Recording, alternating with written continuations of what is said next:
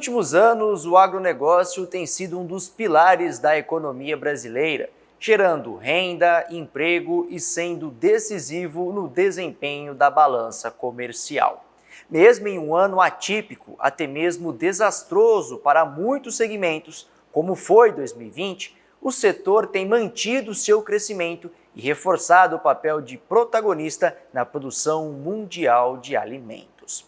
Bom, mas toda a crise traz desafios, provoca mudanças e gera também oportunidades. E é sobre esse cenário que nós vamos conversar com uma das maiores autoridades em vendas e marketing no agronegócio, o senhor José Luiz Tejon. Tudo bem, professor? Seja muito bem-vindo ao canal digital da Ouro Fino Agrociência. É uma satisfação tê-lo aqui conosco, viu? Eu que agradeço. Parabéns aí ao trabalho da Ouro Fino, muito importante para o país. Uma honra estar com vocês aqui. Legal. Professor, como eu disse agora há pouco, então, a pandemia trouxe, de fato, muitos desafios, né? E ainda tem provocado muitos desafios, não só para o agronegócio, mas aí, acho que para todos os setores da economia, né? Eu queria, para começar, saber do senhor, se o senhor acredita, né, na sua opinião, se o agronegócio sairá, digo sairá, porque ainda estamos no meio da pandemia, mais fortalecido do que já é, e o que nós aprendemos ou devemos aprender, tirar de lição de todos esses desafios aí que estamos enfrentando? Bom, sem dúvida, o agro sai fortalecido e sairá mais fortalecido, porque eu creio que não vai demorar muito, alguns meses talvez, para a gente cair na real e entender que está na hora de fazermos um planejamento estratégico de muitas cadeias do agribusiness brasileiro, porque é o único caminho que nós temos concreto de promover o crescimento do PIB, do Produto Interno Brasileiro, e, ao mesmo tempo, de ter uma capilaridade de distribuição de renda no país. Então, o agro provou, num ano terrível, né, que ainda estamos nele, que mesmo nessa circunstância é o que se manteve exportando, o que se manteve abastecendo o mercado interno com todas as dificuldades.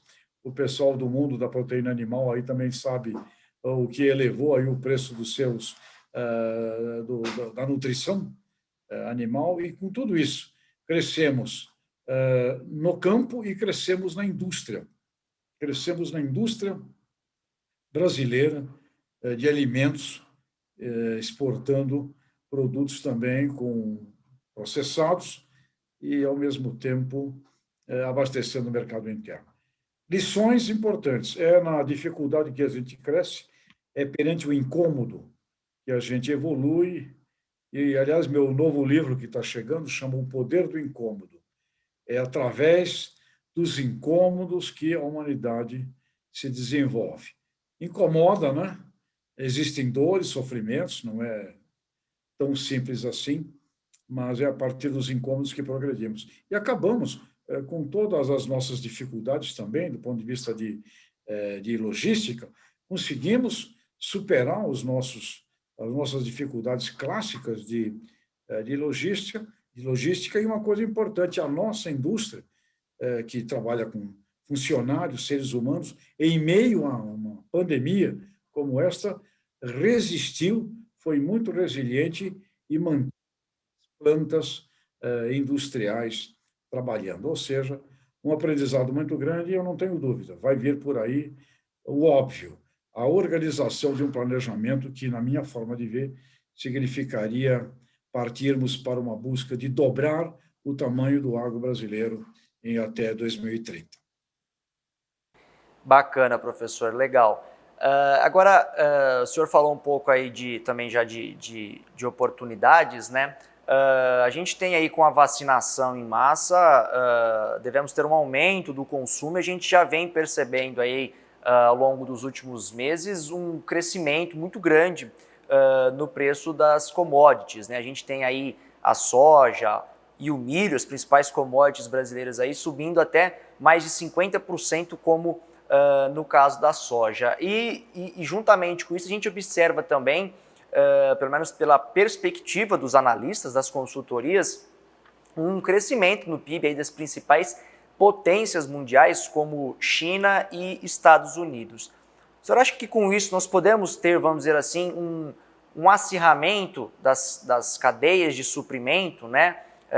No bom sentido da palavra, uma guerra, né? Uma procura maior das cadeias de suprimento pelo produto brasileiro, e se o agronegócio pode, né? E como se beneficiar desse cenário? É uma hora importante para você firmar confiança. Confiança é o nome do comércio.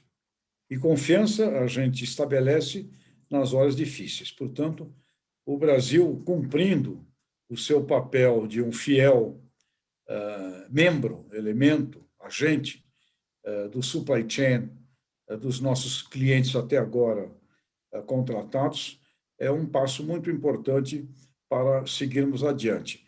Por quê? Porque nós precisamos diversificar, nós precisamos vender mais produtos que nós ainda não vendemos para os mesmos mercados onde nós já vendemos. Portanto, temos que manter ali as portas abertas, como também precisamos vender produtos que nós já vendemos para muitos mercados em que a gente vende muito pouco. O Brasil trabalha com 190 países, né? O setor de alimentos brasileiro exporta para 190 países, porém, temos uma concentração muito grande, né, na China, Hong Kong, Holanda, que é o hub do mercado comum europeu, Estados Unidos, e nós temos muita oportunidade de diversificar. Portanto, é na hora em que cumprir com caráter aquilo que foi combinado, determina a grande e a principal diferença no mundo das vendas, no mundo do comércio. Confiança. E acho que o Brasil cumpriu, tem cumprido, mesmo em meio à pandemia, e eu creio que nós saímos para 2022, 2022, acho que nós sairemos muito positivos, mesmo precisando fazer aí alguns acertos de narrativas internacionais com relação à sustentabilidade, meio ambiente, clima, etc. Temos que consertar a nossa comunicação internacional, mas, sem dúvida, acho e vejo o Brasil saindo com muita moral como um agente do supply chain dos nossos clientes internacionais. Legal.